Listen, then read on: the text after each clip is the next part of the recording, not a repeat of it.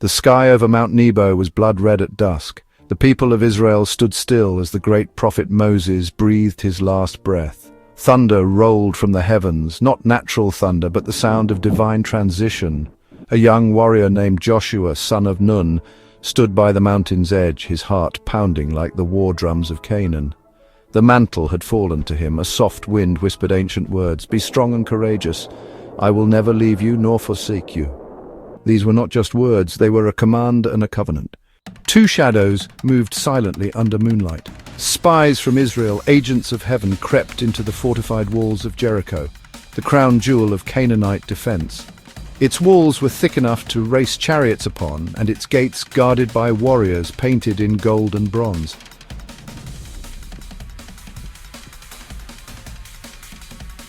But inside those walls, a woman named Rahab, a keeper of secrets, opened her door. Her house overlooked the city like a raven on a ledge. Rahab had heard the legends of a sea that split, of Egypt's gods that fell, and she feared the God of Joshua. She hid the spies under flax, outwitted the king's guard, and tied a scarlet cord on her window, a sign of covenant, a signal of salvation.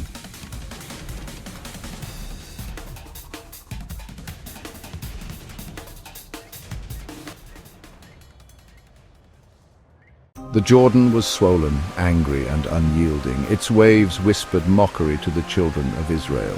But the priests with the Ark of Covenant stepped in, barefoot and unflinching. As their feet touched the flood, heaven stood still.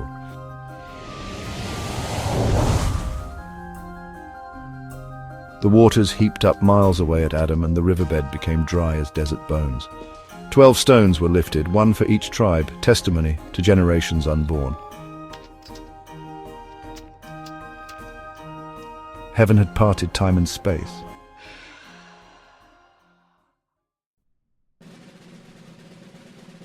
Jericho trembled not from siege engines, but from silence. For 6 days, Israel circled the city, no word, no whisper, just the haunting blast of ram's horns.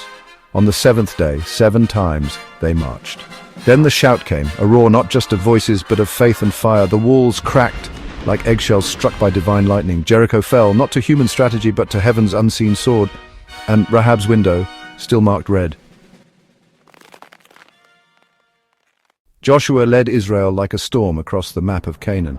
In Ai, after an initial defeat, God exposed a hidden sin, Achan's greed, proving that victory isn't by numbers but by purity. In Gibeon, cunning men forged a peace treaty by pretending to be distant travelers, an act that echoed for generations.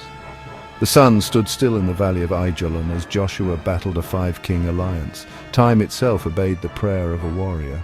"Sun, stand still over Gibeon. Moon over the valley of Ajalon." And it did.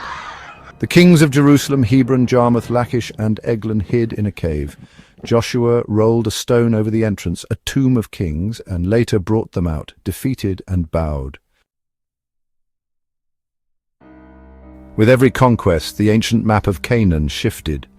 Joshua stood on sacred ground, dividing territories, the lush hills of Ephraim and Manasseh, the fortified plains of Judah, echoing with promises of future kings.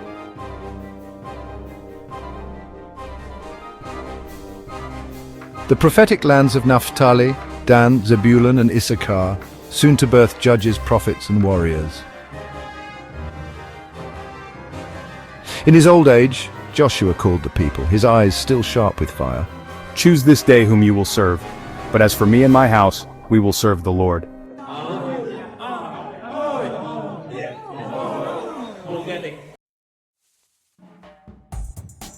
Joshua's story ended where it began. In the presence of God, he was buried at Timnath-Serah, in the hill country of Ephraim.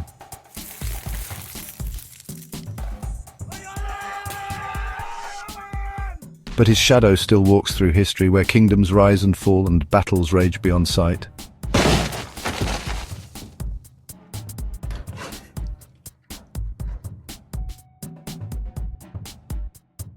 There still stands a man of courage who dared to believe that with God, walls fall, rivers part, and time itself can be paused.